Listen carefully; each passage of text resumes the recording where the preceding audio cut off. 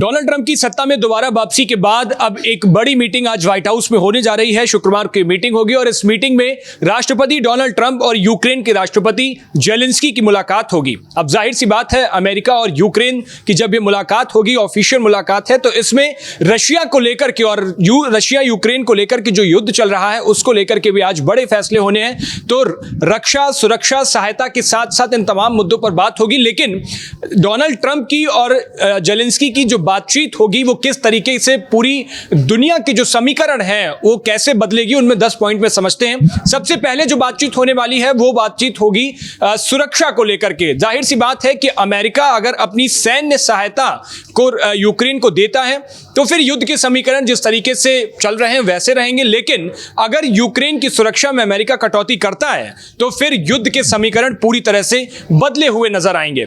दूसरी सबसे बड़ी बात है रशिया और यूक्रेन के युद्ध को लेकर के कि इसमें अमेरिका बीच बचाव कर सकता है, जिस तरीके से आज मुलाकात होने वाली है। और इसमें समाधान की नींव अगर रखी जाएगी तो वो अमेरिका की तरफ से रखी जाएगी, राष्ट्रपति डोनाल्ड ट्रंप की तरफ से रखी जाएगी। और इसमें संबंधों को, दोनों देशों के संबंधों को देखते हुए इसमें कोई बड़ा फैसला लिया जा सकता है और यूरोप में जो स्थिरता है वो आ सकती है। तीसरी सबसे बड़ी बात है, अमेरिका और यूक्रेन के बीच आर्थिक संबंधों में बड़ा बदलाव होगा। दोनों देशों के बीच के जो व्यापार हैं उनको लेकर के बड़ी चर्चा हो सकती है। और अगर खनिज संसाधनों पर कोई अमेरिका के साथ यूक्रेन का समझौता होता है तो ये एक बड़ा बदलाव देखने को मिलेगा और बदले हुए समीकरण जो पूरे वैश्विक स्तर पर ये इशारा करेंगे वो अमेरिका और यूक्रेन की इस मीटिंग में देखने को मिलेगा। चौथी जो सबसे बड़ी बात है, यूरोप की सुरक्षा पर असर किस तरीके से दिखेगा। अगर अमेरिका यूक्रेन की सैन्य मदद में कुछ कटौती करता है तो यूरोपीय देश खुद को अपनी सुरक्षा पर ज्यादा ध्यान देना होगा, यूरोपीय देशों को, और इससे नाटो की जो रणनीति है वो भी प्रभावित होगी। और खुद राष्ट्रपति डोनाल्ड ट्रंप नाटो को लेकर के लगातार वक्त बेवक्त जब से सत्ता में वापसी उनकी हुई है वो उसको लेकर के बेहद सीरियस नजर आ रहे हैं और कई बार वो बयान भी दे चुके हैं। इधर रूस के लिए भी नई रणनीति का संकेत आज इस मीटिंग के बाद मिल जाएगा। इसमें अगर अमेरिका यूक्रेन को कम समर्थन देता है और रशिया की तरफ उसका झुकाव ज्यादा होता है तो फिर जो सैन्य अभियान जितने आक्रामक तरीके से चल रहे हैं दोनों देशों के बीच, रशिया और यूक्रेन के बीच, वो पहले से पूरी तरह बदल जाएंगे। और इसमें डायरेक्ट एंट्री चाइना की भी हो सकती है। चीन अपने निवेश को जिधर देखेगा, अमेरिका जिसको समर्थन देगा उसकी दूसरी पार्टी को चीन वहां निवेश कर सकता है। और ये युद्ध के जो समीकरण होंगे, जो वैश्विक स्तर के समीकरण होंगे, और यूरोपीय देशों पर इसका खास तौर पर बड़ा प्रभाव पड़ेगा।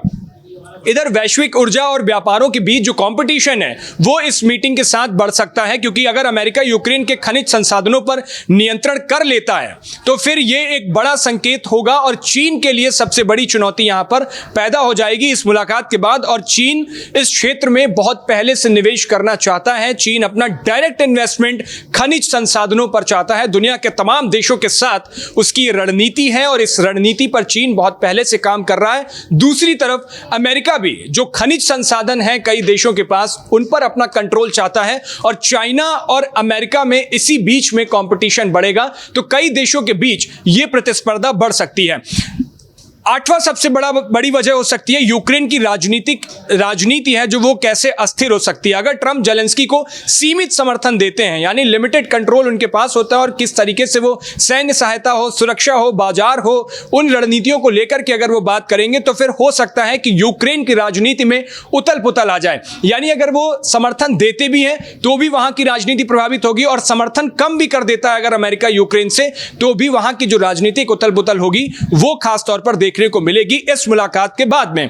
एक सबसे बड़ा जो वजह है, क्योंकि ये दोनों देश जब मिल रहे हैं तो वहां पर पूरे वैश्विक स्तर पर एक संकेत जा रहा है। तो वैश्विक गठजोड़ जिसे कहते हैं, जिसे ग्लोबल रिलेशन कहते हैं, ग्लोबल टर्म्स कहते हैं, वो यहां से विदेश नीति पूरी तरह से बदलती हुई नजर आएगी। यूरोप, चीन और रूस ये नए तरीके से गठजोड़ कर सकते हैं। यह वैश्विक संतुलन को पूरी तरह से बदल देगा अगर समर्थन यूक्रेन को अमेरिका का पूरी तरह से मिल जाता है। इधर ट्रंप की विदेश नीति की दिशा भी स्पष्ट हो जाएगी, क्योंकि डोनाल्ड ट्रंप जब से राष्ट्रपति बने हैं कई देशों के साथ, बड़े देशों के साथ वो मुलाकात उनके जो राष्ट्राध्यक्ष हैं वो कर चुके हैं। बीते दिनों आपने देखा था प्रधानमंत्री नरेंद्र मोदी व्हाइट हाउस पहुंचे हुए थे, डोनाल्ड ट्रंप से उनकी मुलाकात हुई थी। तो ऐसे भारत जैसे कई बड़े देशों के साथ डोनाल्ड ट्रंप मुलाकात कर चुके हैं। राष्ट्रपति बनने के बाद, सत्ता में वापसी करने के बाद। तो वो विदेश नीति को लेकर प्राथमिकता दिखा रहे हैं और जोर दे रहे हैं किस तरीके से दुनिया भर में अमेरिका का विस्तार हो, अपनी विदेश नीति को लेकर के, व्यापार को लेकर के, रक्षा को लेकर के, इन कई मसौदों पर